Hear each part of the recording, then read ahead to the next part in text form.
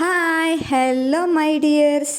ಒಂದು ಅದ್ಭುತವಾದಂಥ ಒಂದು ಕಥೆಯನ್ನು ನಾನು ನಿಮ್ಮ ಹತ್ರ ಶೇರ್ ಮಾಡ್ತೀನಿ ಸ್ನೇಹಿತರೆ. ಒಂದು ಸಾರಿ ಗೌತಮ ಬುದ್ಧರಿಗೆ ಲೋಕ ಸಂಚರಣೆ ಹೋಗುವಂಥ ಮನಸ್ಸಾಗುತ್ತೆ. ಆಗ ಅವರು ಒಬ್ಬರೇ ಹೋಗಬೇಕು ಅಂತ ಬಯಸ್ತಾರೆ. ಶಿಷ್ಯರು ಯಾರೂ ಬೇಡ, ನಾನು ಒಬ್ಬನೇ ಹೋಗಬೇಕು ಅಂತ ಅಂದ್ಕೊಳ್ತಾರೆ. ಶಿಷ್ಯರು ಹೇಳ್ತಾರೆ, ಗುರುಗಳೇ ಬೇಡ ಒಬ್ಬರೇ ಹೋಗೋದು, ನಾವು ನಿಮ್ಮ ಜೊತೆ ಬರ್ತೇವೆ ಅಂತ ಹೇಳ್ತಾರೆ. ಆದರೆ ಅವರು ಆಗ ಇಲ್ಲ, ಸಹಜವಾಗಿ ಗೌತಮ ಬುದ್ಧರು ಎಲ್ಲಿಗೆ ಹೊರಟರು, ಅವರು ಶಿಷ್ಯಂದರು ಇಡೀ ಅವರು ಪರಿವಾರನೇ ಹೊರಡ್ತಾ ಇತ್ತು, ಅಂದರೆ ಅವರ ಗುಂಪು ಅವರ ಸಂಗಡನೇ ಹೊರಡ್ತಾ ಇತ್ತು. ಆದರೆ ಆ ಒಂದು ಸಂದರ್ಭದಲ್ಲಿ ಮಾತ್ರ ಇಲ್ಲ, ಈ ಬಾರಿ ನಾನು ಒಬ್ಬನೇ ಹೋಗಬೇಕು ಅಂತ ಹೇಳ್ತಾರೆ. ಸರಿ, ತುಂಬ ಹಠ ಮಾಡ್ತಾ ಇದ್ದಾರಲ್ವ, ಬಿಡು, ಅದು ತುಂಬ ಬಲವಂತ ಮಾಡೋದು ಚೆನ್ನಾಗಿರಲ್ಲ ಗುರುಗಳಿಗೆ ಅಂತೇಳಿ ಶಿಷ್ಯಂದರು ಸುಮ್ಮನೆ ಆಗ್ತಾರೆ. ಆಗ ಗೌತಮ ಬುದ್ಧರು ಹೊರಡ್ತಾರೆ, ಒಂದು ಹಳ್ಳಿಯನ್ನು ಪ್ರವೇಶಿಸ್ತಾರೆ. ಅಲ್ಲಿ ಮನೆಗಳ ಮುಂದೆ ಭಿಕ್ಷಾಟನೆ ಮಾಡೋದಕ್ಕೆ ಹೋಗ್ತಾರೆ.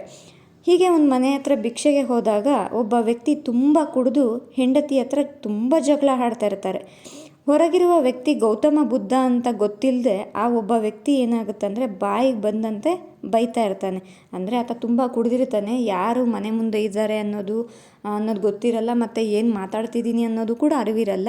ಆ ಒಂದು ಕುಡಿತದ ಅಮಲಿನಲ್ಲಿ ಬಾಯಿಗೆ ಬಂದಂತೆ ಗೌತಮ ಬುದ್ಧರನ್ನು ಬೈತಾ ಇರ್ತಾನೆ. ಆಗ ಒಬ್ಬರು ಹೇಳ್ತಾರೆ, ಸ್ವಲ್ಪ ಹೊತ್ತಾದ ನಂತರ ಗೌತಮ ಬುದ್ಧರ ಮಾತೆಲ್ಲ ಕೇಳಿಸ್ಕೊಂಡು ಸ್ವಲ್ಪ ಮುಂದೆ ಹೊರಟು ಬಿಡ್ತಾರೆ. ಏನೂ ಮಾತಾಡಲ್ಲ ಗೌತಮ ಬುದ್ಧರು. ಆವಾಗ ಸ್ವಲ್ಪ ಹೊತ್ತಾದ ನಂತರ ಹೇಳ್ತಾರೆ, ನೀನು ಬೈದಿದ್ದು ಯಾರಿಗೆ ಗೊತ್ತಾ?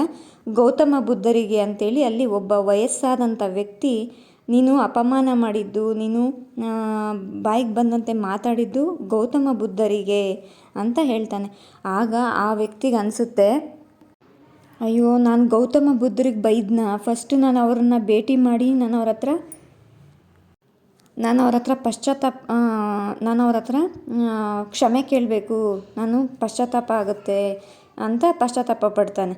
ಅಯ್ಯೋ, ಫಸ್ಟು ನಾನು ನನ್ನ ಪಾಪಕ್ಕೆ ಪ್ರಾಯಶ್ಚಿತ್ತ ಮಾಡ್ಕೊಳ್ಬೇಕು, ಯಾಕಂದರೆ ನಾನು ಗೌತಮ ಬುದ್ಧರಿಗೆ ಗೊತ್ತಿಲ್ಲದೆ ಬೈದ್ಬಿಟ್ಟಿದ್ದೀನಿ, ಅವ್ರ ಹತ್ರ ಕ್ಷಮೆ ಕೇಳ್ಕೋಬೇಕು ಅಂತ ಅಂದ್ಕೊಳ್ತಾನೆ. ಹೀಗೆ ಹುಡುಕ್ಬೇಕಾದ್ರೆ ಎಲ್ಲಿರ್ತಾರೆ ಗುರುಗಳು ಅಂತ ಯೋಚಿಸ್ಬೇಕಾದ್ರೆ ಹುಡುಕ್ತಾ ಕಾಡಿನ ಮಧ್ಯೆ ಒಂದು ಆ ಗೌತಮ ಬುದ್ಧರು ಅಲ್ಲಿ ಧ್ಯಾನ ಮಗ್ನರಾಗಿರ್ತಾರೆ, ಅಂದರೆ ಧ್ಯಾನ ಮಾಡ್ತಾ ಕೂತಿರ್ತಾರೆ. ಅವರು ಧ್ಯಾನ ಮುಗಿಯುವವರೆಗೂ ಅವ್ರು ಅಲ್ಲೇ ಕೂತು ವೆಯ್ಟ್ ಮಾಡಿ ಅವರು ಕಣ್ಣನ್ನು ತೆರೆದಾಗ ಕ್ಷಮೆ ಯಾಚಿಸ್ತಾರೆ. ಗುರುಗಳೇ, ದಯವಿಟ್ಟು ನನ್ನಿಂದ ತಪ್ಪಾಯಿತು, ನನ್ನನ್ನು ಕ್ಷಮಿಸಿಬಿಡಿ ಅಂತ ಹೇಳ್ತಾರೆ. ಯಾರು ನೀನು, ಎಲ್ಲಿಂದ ಬಂದೆ, ಯಾಕೆ ನನ್ನನ್ನು ಕ್ಷಮಿಸಿ ಅಂತ ಕೇಳ್ತಾ ಇದ್ದೀರಾ ಅಂತ ಗೌತಮ ಬುದ್ಧರು ಇವರಿಗೆ ಪ್ರಶ್ನೆ ಮಾಡ್ತಾರೆ. ಯಾಕಂದರೆ ಅವರು ಅವಾಗ ಹೇಳ್ತಾರೆ, ಗುರುಗಳೇ, ನೀವು ನಿನ್ನೆ ಹಳ್ಳಿಗೆ ಬಂದಿದ್ರಿ, ನಾನು ಬಾಯಿಗೆ ಬಂದಂತೆ ಬೈದೆ, ಆದ್ದರಿಂದ ನಾನಿವತ್ತು ನಿಮ್ಮ ಹತ್ರ ಕ್ಷಮೆ ಕೇಳ್ತಾ ಇದ್ದೀನಿ ಅಂತಂದರೆ, ಹೌದಾ ಅಂತ ಆಶ್ಚರ್ಯದಿಂದ ಕೇಳ್ತಾರೆ ಅವರು. ಆಗ ಆ ವ್ಯಕ್ತಿಗೆ ಆಶ್ಚರ್ಯ ಆಗುತ್ತೆ, ಅಂದರೆ ಇವರೇನಪ್ಪ ನಿನ್ನೆ ದಿನ ಇವ್ರಿಗೆ ನೆನಪಿಲ್ವಾ, ಈ ಥರ ಕೇಳ್ತಾ ಇದ್ದಾರೆ ಅಂತ ಅನಿಸುತ್ತೆ. ಆಗ ಗೌತಮ ಬುದ್ಧರು ಹೇಳ್ತಾರೆ, ನಿನ್ನೆ ಆಗಿದ್ದು ಒಂದು ನನಗೆ ನೆನಪಿಲ್ಲ, ಯಾಕಂದರೆ ನಾನು ನೆನಪಿಟ್ಕೊಳ್ಳೋದೇ ಆದರೆ ಒಳ್ಳೆಯದನ್ನು ನೆನಪಿನಲ್ಲಿ ಇಟ್ಕೊಳ್ತೀನಿ, ಕೆಟ್ಟದ್ದಂತಾದರೆ ಕಹಿಯ ನೆನಪುಗಳಂತಾದರೆ ಖಂಡಿತವಾಗಿಯೂ ಅದು ನನ್ನ ಹತ್ತಿರ ಕೂಡ ಇಟ್ಕೊಳ್ಳೋಕ್ಕೆ ಬಯಸಲ್ಲ. ಯಾಕಂದರೆ ಆಗಿದ್ದು ನೆನ್ನೆಗೆ ಮುಗಿದು ಹೋಯಿತು, ಇವತ್ತಿನ ದಿನ ಇವತ್ತು ಹೊಸ ದಿನ ಅಲ್ವಾ, ನೆನ್ನೆ ಆಗಿ ಮುಗಿದು ಹೋದದ್ದನ್ನು ಇಂದು ನೆನಪು ಮಾಡ್ಕೊಳ್ಳೋದ್ರಲ್ಲಿ ಏನು ಅರ್ಥ ಇದೆ ಅಲ್ವಾ ಅಂತ ಹೇಳ್ತಾರೆ. ಆಗ ಆ ವ್ಯಕ್ತಿಗೆ ಅನಿಸುತ್ತೆ, ಎಷ್ಟು ಅದ್ಭುತ ಅಲ್ಲ, ಈ ಒಂದು ವಿಷಯದಲ್ಲಿ ಎಷ್ಟೆಲ್ಲ ಅರ್ಥಗಳು ಅಡಗಿದೆ ಅಲ್ಲ ಅಂತ ಆ ವ್ಯಕ್ತಿಗೆ ಅನಿಸ್ಲಿಕ್ಕೆ ಶುರುವಾಗುತ್ತೆ. ಹಾಗೆಯೇ ಆ ಗುರುಗಳಿಗೆ ಪಾದಗಳಿಗೆ ಕಾಲಿಗೆ ಬಿದ್ದು ನಮಸ್ಕಾರ ಮಾಡ್ತಾನೆ. ತಪ್ಪಾಯಿತು ಗುರುಗಳೇ, ನನ್ನನ್ನು ಕ್ಷಮಿಸಿ ಅಂತ ಹೇಳ್ತಾನೆ. ಅವನು ಪಶ್ಚಾತ್ತಾಪ ಕೂಡ ಪಡ್ತಾನೆ. ಅದೆಲ್ಲ ಆದ ನಂತರ ಅನಿಸುತ್ತೆ ನೋಡಿ, ಸಹಜವಾಗಿ ನಾವು ಕೆಲವೊಮ್ಮೆ ಏನಾಗುತ್ತಪ್ಪ ಅಂದರೆ ಕೆಟ್ಟ ನೆನಪುಗಳು, ಕಹಿಯ ಘಟನೆಗಳನ್ನು ನೆನಪಲ್ಲಿ ಇಟ್ಕೊಳ್ತೀವಿ, ತುಂಬ ನೊಂದ್ಕೊಳ್ತೀವಿ, ತುಂಬ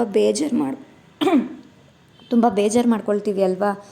ಖಂಡಿತ ಒಳ್ಳೆಯದನ್ನು ನೆನಪಲ್ಲಿ ಇಟ್ಕೊಳ್ಳಿ, ಎಲ್ಲರಿಗೂ ಶೇರ್ ಮಾಡಿ, ಖುಷಿನ ಎಲ್ಲೆಡೆ ಹಂಚೋಣ ಅಲ್ವಾ. ಅದೇ ಒಂದು ಕಹಿಯ ಘಟನೆನೋ ಅಥವಾ ಕಹಿಯ ನೆನಪೋ, ಅದರಿಂದ ನಾವು ಕಲಿತಂಥ ಪಾಠವನ್ನು ಮುಂದೆ ಮರಿದೇ ಇರೋಣ, ಮತ್ತು ಆಗಿದ್ದ ಒಂದು ತಪ್ಪನ್ನು ಮುಂದೆ ಮಾಡದೇ ಇರೋಣ. ಆದರೆ ಕಹಿಯ ನೆನಪುಗಳನ್ನು, ಕಹಿಯ ಘಟನೆಗಳನ್ನು ನೆನಪಲ್ಲಿಟ್ಕೊಂಡು ನಮ್ಮ ಇಂದಿನ ದಿನವನ್ನು ಹಾಳು ಮಾಡ್ಕೊಳ್ಳೋದಕ್ಕಿಂತ, ನಾಳೆಯ ನೆಮ್ಮದಿಯನ್ನು ಹಾಳು ಮಾಡ್ಕೊಳ್ಳೋದಕ್ಕಿಂತ ಮುಂದೆ ಏನು ಮಾಡಬಾರ್ದು, ಏನು ಮಾಡಬೇಕು, ನಾವು ಹೇಗಿರಬೇಕು ಅಂತ ಕಲ್ತ್ಕೊಳ್ಳೋಣ ಅಲ್ವಾ. ಎಲ್ಲ ಸಾಧಕರು, ದಾರ್ಶನಿಕರು ಹೇಳುವಂಥದ್ದು ಇದೇನೆ. ನಾವು ಕಲಿತಂಥ ಪಾಠಗಳನ್ನು ಮುಂದೆ ನಾವು ಹೇಗಿರಬೇಕು ಏನು ಅನ್ನೋದನ್ನು ಲೈಫನ್ನು ಡೇ ಬೈ ಡೇ ಬೆಟರ್ ಮಾಡ್ಕೊಳ್ತಾ ಹೋಗಬೇಕು ಅಷ್ಟೇ. ಸಾಧ್ಯವಾದಷ್ಟು ಖುಷಿಯಾಗಿ, ನೆಮ್ಮದಿಯಾಗಿ, ಸಂತೋಷವಾಗಿ ಬದುಕಬೇಕು ಇರುವಂತಹ ಜೀವನವನ್ನು ಅಂತ ಹೇಳೋದು ಎಲ್ಲರೂ. ಮೈ ಡಿಯರ್ಸ್, ಈ ಕತೆ ನಮಗೆ ಕ್ಷಣದಲ್ಲಿ ಹೇಗೆ ಬದುಕಬೇಕು ಅಂತ ಕಲಿಸುತ್ತೆ ಅಲ್ವಾ. ನೋಡಿ, ಅಂಥ ಮಹಾತ್ಮ ಬುದ್ಧರು, ಆದರೆ ಆ ಒಬ್ಬ ವ್ಯಕ್ತಿ ಬಾಯಿಗೆ ಬಂದಂತೆ ಬೈದರೂ ಕೂಡ, ಕೆಟ್ಟ ಶಬ್ದಗಳು ಬೈದರೂ ಕೂಡ ಅವರು ಒಂದು ಚೂರು ರಿಯಾಕ್ಟ್ ಮಾಡಲಿಲ್ಲ. ಮತ್ತೆ ಮರಳಿ ಹೋಗಿ ಕೇಳಿದ್ರೆ ಅವ್ರಿಗೆ ಅದು ನೆನಪು ಕೂಡ ಇಲ್ಲ ಅಂತ ಹೇಳಿದ್ರು. ಅಂದರೆ ಆ ಕೆಟ್ಟ ನೆನಪುಗಳನ್ನು ನಾವು ಸುಟ್ಟು ಬಿಡಬೇಕು. ತಲೆಯಲ್ಲಾಗಲಿ, ಮನಸ್ಸಲ್ಲಾಗಲಿ, ನಮ್ಮ ಹೃದಯದಲ್ಲಾಗಲಿ ಹೊತ್ಕೊಂಡು ತಿರುಗಿ ನಮ್ಮ ಮನಸ್ಸಿನ ನೆಮ್ಮದಿಯನ್ನಾಗಲಿ, ನಮ್ಮ ಮನಸ್ಸನ್ನಾಗಲಿ ಹಾಳು ಮಾಡ್ಕೊಳ್ಬಾರ್ದು ಅಲ್ವಾ. ಮೈ ಡಿಯರ್ಸ್, ನಿಮ್ಮ ಲೈಫಲ್ಲಿ ಏನೇ ಕೆಟ್ಟದ್ದಾಗಿರಲಿ, ಎಂಥದೇ ಕೆಟ್ಟ ಘಟನೆಗಳು ನಡೆದಿರಲಿ, ಆದರೆ ಅದನ್ನು ಬಿಟ್ಟಾಕಿ. ಅದರಿಂದ ನೀವೇನು ಕಲ್ತ್ರಿ, ನೀವು ಮುಂದೆ ಹೇಗಿರಬೇಕು, ಏನು ಮಾಡಬೇಕು, ಏನು ಮಾಡಬಾರ್ದು, ಅದನ್ನು ನೀವು ರಿಯಲೈಸ್ ಮಾಡ್ಕೊಳ್ಳಿ, ಆಯಿತಾ. ಮೈ ಡಿಯರ್ಸ್, ನಮ್ಮ ಚಾನಲನ್ನು ಸಬ್ಸ್ಕ್ರೈಬ್ ಮಾಡ್ಕೊಳ್ಳದೆ ನೋಡ್ತಾ ಇರೋರು ಪ್ಲೀಸ್ ದಯವಿಟ್ಟು ಸಬ್ಸ್ಕ್ರೈಬ್ ಮಾಡ್ಕೊಳ್ಳಿ. ಹಾಗೆ ನಿಮ್ಮ ಫ್ರೆಂಡ್ಸ್ ಆ್ಯಂಡ್ ಫ್ಯಾಮಿಲೀಸ್ಗೆ ನಮ್ಮ ಒಂದು ಚಾನಲ್ ಲಿಂಕನ್ನು ಶೇರ್ ಮಾಡಿ, ಒಳ್ಳೆ ಕಾಮೆಂಟ್ಸ್ ಕೊಡಿ, ನಿಮ್ಮ ಫ್ರೆಂಡ್ಸ್ ಆ್ಯಂಡ್ ಫ್ಯಾಮಿಲೀಸ್ಗೆ ಶೇರ್ ಮಾಡಿ. ಎಲ್ಲರಿಗೂ ಒಳ್ಳೆಯದಾಗಲಿ. Thank you.